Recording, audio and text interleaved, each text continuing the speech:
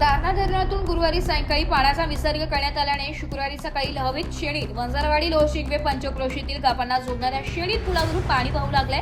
त्यामुळे या मार्गावरील वाहतुकीवर परिणाम झाला असून नागरिकांना मोठ्या अडचणींचा सामना करावा लागतो। शेणीत पूल हा ब्रिटिशकालीन असून अनेक वर्षांपासून त्याची दुरवस्था झाली आहे। पावसाळ्यात दरवर्षी हा पूल पाण्याखाली जात असल्याने परिसरातील गावांचा संपर्क तुटतो। तरीही प्रशासनाकडून अद्याप पर्यायी पूल उभारण्यात आलेला नसल्याने स्थानिकांमध्ये तीव्र नाराजी व्यक्त होत आहे। कालबाह्य झालेल्या ब्रिटिशकालीन पुलांची दुरवस्था होऊनही प्रशासनाने वेळेत पर्यायी पूल उभारला नसल्याने स्थानिक वाहतूक व्यवस्था कोलमडण्याचा उंबरठ्यावर आहे। निगा राखण्याच्या अभावामुळे हे पूल सार्वजनिक सुरक्षेसमोरील गंभीर आव्हान ठरत आहे, अशी प्रतिक्रिया लोहशिंगवेचे माजी सरपंच संतोष जुंद्रे यांनी दिली आहे। दरम्यान पुलावरून पाणी वाहत असल्याने नागरिकांनी अनावश्यक प्रवास टाळावा तसेच प्रशासनाच्या सूचनांचे पालन करावे असे आवाहन करण्यात आले। एबी न्यूजसाठी पुरुषोत्तम कांडेकर, इगतपुरी।